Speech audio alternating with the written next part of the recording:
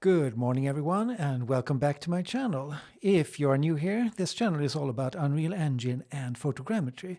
So what I do is I travel around the world, I do a lot of photo scanning, and then I bring those models into Unreal Engine and build environments from it. Eventually I will sell it on the Fab store. For this project I went to the Fanal Forest in Madeira, which truly is one of the most magical places on this planet. There I scanned around 30 trees. I'm now making a tutorial series where I'm going to show you everything that goes into creating these assets from beginning to the end. In this episode we take a deep look into RealityScan and create our meshes and then export them over to a 3D coat. Okay, let's dive right into it. So what I'm going to do, I'm going to hold down Shift and I'm going to right click and I'm going to click Open. Now this is kind of annoying, it doesn't work all the time, and okay, let's do it again. Shift, right click, open. There we go. So you see it's kind of fiddly this actually, but here you will reset the application. So you got a few options here, but I'm just going to use the reset the application settings because I want to start from the scratch when I show you all my settings that I go through. But you also can do like a clean install, etc. But this is good enough for now. So I'm going to hit reset. Yes. Do you want to change the location now? It's fine. Let's do yes. So whenever I do this, well, I'm going to get into a world of trouble here now with all my settings. So everything is going to be strange because I have set it to my liking. But that's what this video is about. So I'm going to show you how I get started and set it to something that I find a little bit more workable. So in the beginning here, you can see you can't do the Alt, click and navigate. You got to use like the right mouse button and things like that. So right out from the start, that's kind of annoying, so we're going to change that. Okay, so dive into your settings here. It's on the workflow page. You find the settings here. There's many buttons called settings. This one is for like the overall program. So let's see what we have. We can clear the cache, and this is where it's set the cache to now that I agreed to, so I might change that later. Right now it ends up at D drive. You could have like a special cache drive. It's recommended because the cache builds up quite a lot and it can kill your computer at some point if you're not careful. So I also set it to items older than 1 week at least. It's going to get deleted, and every now and then I will just start by a nice clear. I can do that now. Get some free space off. So but what we are going to change first of all is the navigation style. So you have it here, and you got Autodesk and for some reason Leica. Don't know what the Leica would be. To me it's just a camera. Never seen them do any 3D, but there we are. Well, choose Autodesk. So this will set it to your standard Maya settings, so you can use Alt and navigate like you're used to. So we're just going to hit the restart. And here we go, it's restarted, and as you can see, I can now use my Alt like I am in Maya or 3D Studio Max or something. But let's start working with importing some images and generate the first mesh. In the previous episode, I was preparing all the images for export. So if you haven't watched that, then just go back and see that first if you want to know how to prep your images for best results. So now I will just hit the folder button, and I will navigate to the place where I put those images, and I know it's in this folder here. So let's see, usually I create a folder structure like this. This is the name of the tree that I'm going to generate, and I have an images folder, and inside there is a PNG, and then I have the 5-star images. These are the highest quality images that I could get out of my scanning session. So select folder. Now it's going to say HDR image detected. For me, it's fine to use original. It really wants you to convert it. What it's going to do then, it's going to create a bunch of JPEG files and put them next to the HDR images. Now, there should be some time savings there, but I don't really find it useful to have double up your images just to get that time saving, if there is any. I'm not suffering at all with using original, so I'm just going to go with that. And now it's actually in. It goes super fast, and we're going to go to alignment. So one good thing with RealityScan is that the default settings are actually really good. So in essence, you don't really have to tweak anything, and you will still get almost like the best results out. So in essence, this video might be slightly superfluous, But it's also good to know that there is nothing else that you can really do. Well, there are quite a few things you can do still if you get into trouble. But if you don't get into trouble, the default settings are absolutely perfect. So you would normally just hit the align images here. But let's check out the settings first and see what we have. So you get the feature detection quality. It's set to high. And that is, of course, what you want. As high as possible, nothing hurts that. And then you got this one is the important one here. You got max features per megapixel and you got max features per image. So this would keep it from going absolutely crazy and just find every point there. So now it's finding 10,000 and 40,000. And I would say normally that's going to get you a good solve. However, if you don't get a good solve, you could double this up to 20, respectively to 80,000. And that's usually what I do if I get into trouble. However, I can also change this on max feature reprojection error. So if you find that you don't get the solve that you want, it's missing a lot of images, etc., then you can up this. And you can go all the way up to 10. More than 10 is probably not worth it. But it will introduce artifacts. You will get some slippage and you can get almost like double meshes. So you have to check and see if you get double meshes and if you think you can handle it. Sometimes it's worth it because you actually get a solve. Because sometimes if you are unlucky, you just might get half of the mesh solved, and then it's unusable. So this could save your life as well.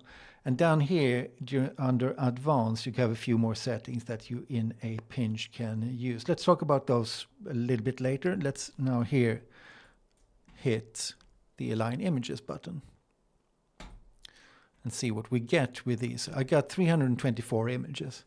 And like I talked about in the previous episode, these images were taken under very difficult situations. So they are not the highest quality. These are challenging to align. Normally, if you're under controlled conditions, you get like a perfect solve every time. It's a really good engine for solving photogrammetry.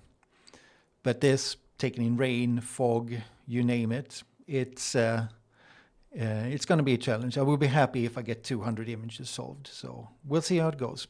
So it's going to align it now, and we just wait for that to finish. And it's done. It took 2 minutes and 24 seconds to align all 324 cameras.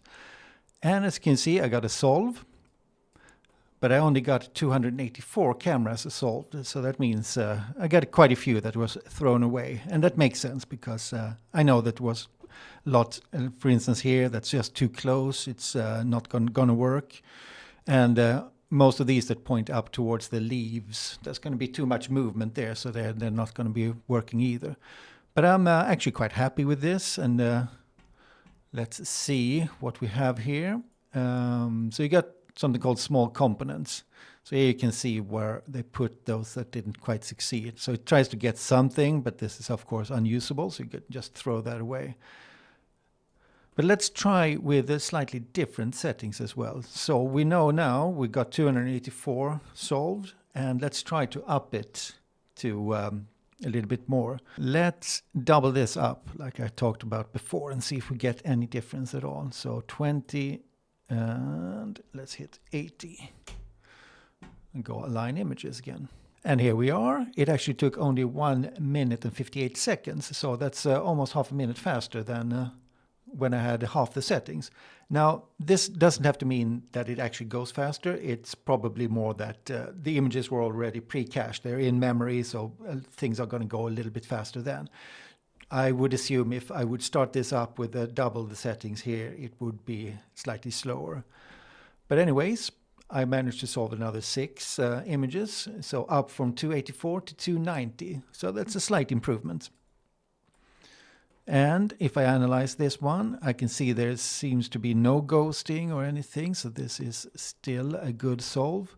You will see sometimes you can see like an extra plane going up there, and that would be a failure. All right, one more test. Let's up the feature reprojection error from 2 to 10. From 2 to 10. We hit Align. Here we go. It's finished, and it took only 42 seconds. So that's pretty fast. But none of these alignment situations does take a long time. It's always a very fast process. usually max 5 minutes, and if you have a complicated one, maybe 10, but then we're talking thousands of images. So the speed to get to this point is always pretty good, even if you double the settings like I've done here.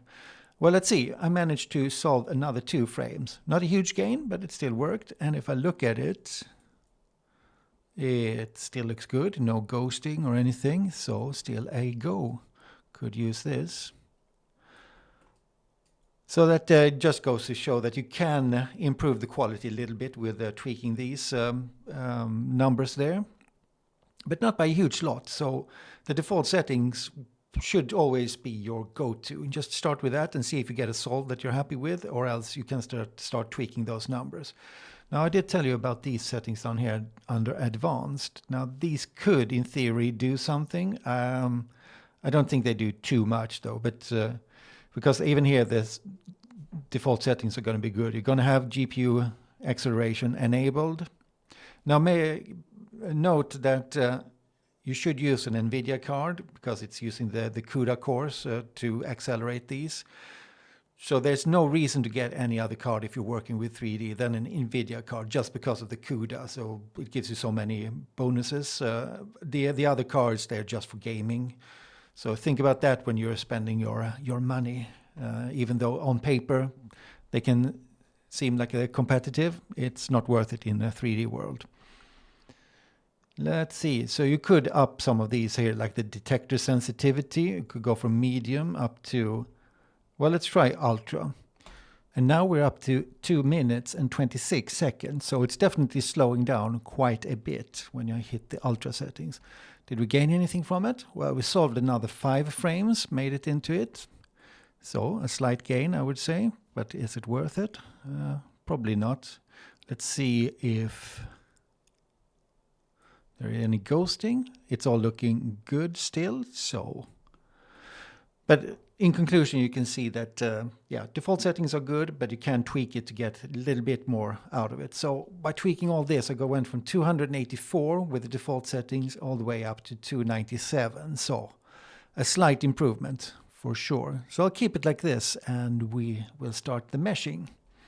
Let's do the meshing. So first you got to tweak this box here. So what I want is to encompass everything, even the canopy here, because I'm going to use it for reference.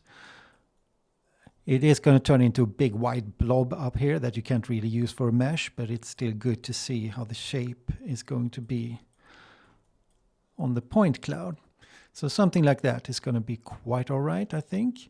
Now I also want to be careful to get the whole box underneath the ground, because it's important to me that this creates a volume, because that's how I voxelize it when I take it into 3D Coat, or else I have to patch up all the holes manually, and that's just an extra step. So let's see what we have. We got 3 versions of meshing under the Mesh Model tabs. You got Preview, that's just going to take these points here and create a very fast mesh from it. And then you get Normal Detail. This is going to downscale the images by half. So you can see here, if I click the settings you can see normal mode image downscale is set to 2, so it's going to half the image. So if you have a 24 megapixel image, it's going to be half of that, used only for the meshing. It's still going to use the full resolution to create the textures later on. And high detail is going to use the full image, the full 24 megapixels. And that's what I want to use, of course. So I'm just going to hit that. I find that halving it, you have to have a very good reason for why you want that low quality. If it takes too long time and maybe your computer can't handle it, there could be a reason then. But or else, this is going to give me the results that I want. It has finished, and it took 43 minutes to mesh this tree here. And well, let's see the resolution. So it's at 259 million triangles, and that's why you don't see any meshing at the moment, because the cap is set to 250 million. That's something you can increase, but I think 250 million is probably pretty good. It should be enough for most scenarios. So what we have to do now is we're going to have to simplify it.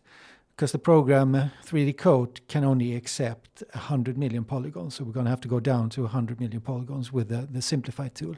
But just before that, let's see if we can't find the clipping box region. So you've got this clipping box here for these kind of situations where you can just drag out a little area, and then you would be able to see the meshing going on right there. And you can, of course, resize this.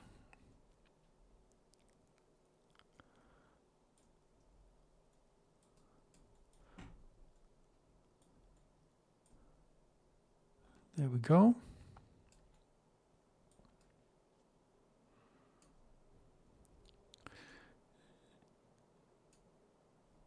And it looks detailed enough for me.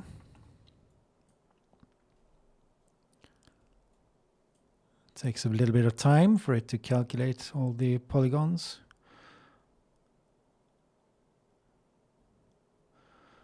But there it is. Okay. Let's now find the Simplify. It can sometimes be slightly tricky to find these. Is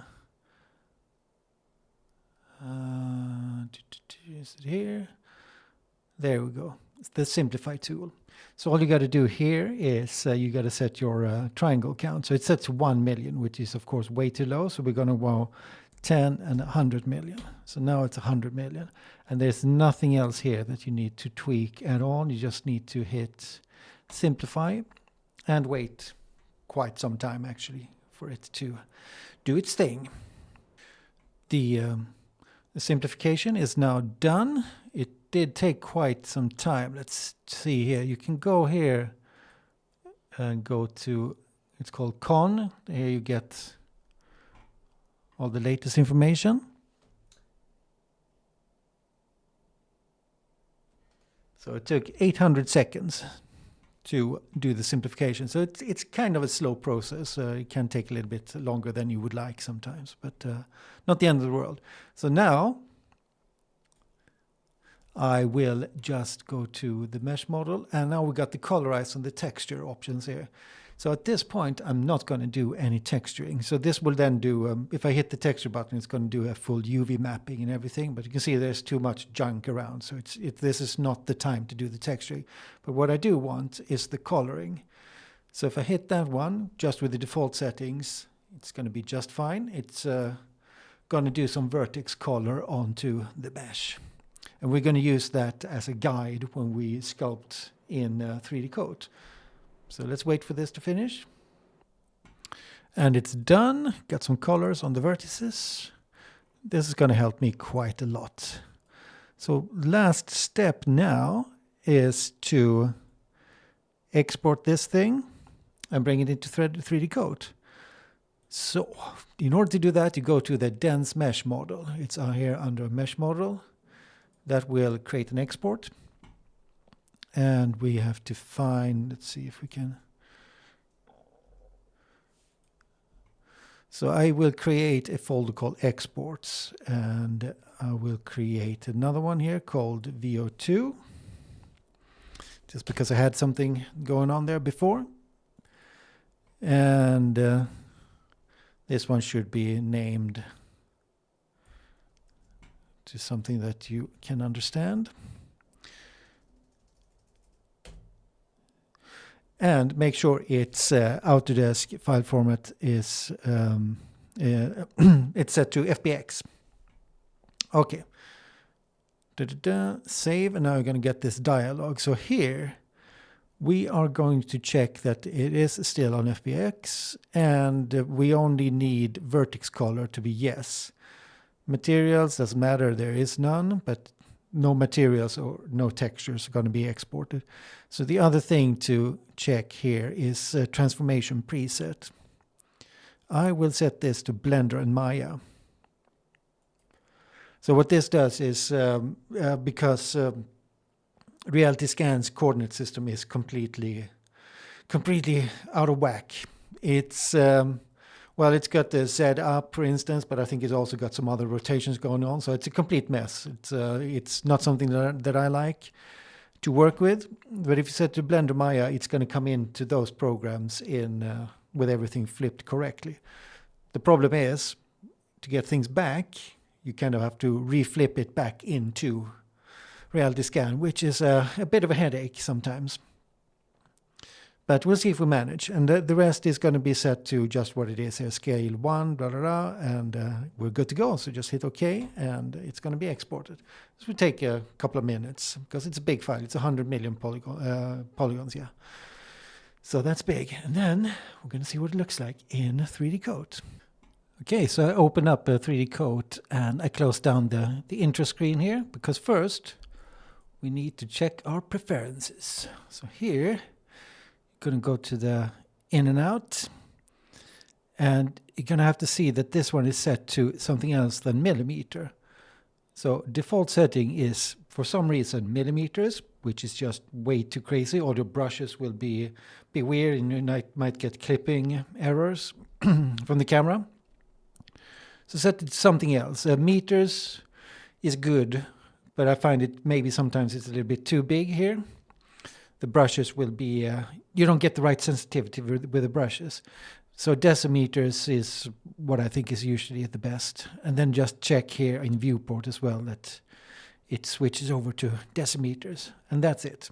Just to show you, I actually imported one with the setting set to meters. And you can see what happens here. If I try to zoom out, I get this camera clipping, which is no good. So I'm going to set it to decimeters, and then we'll re-import this one. At the intro screen, I will choose Surface Sculpting. Then we're going to navigate to where I have it. It's here. So just double click to import and wait quite a long time. It's going to take 3-4 minutes at least. Here we go. It's in, all 100 million polygons of it.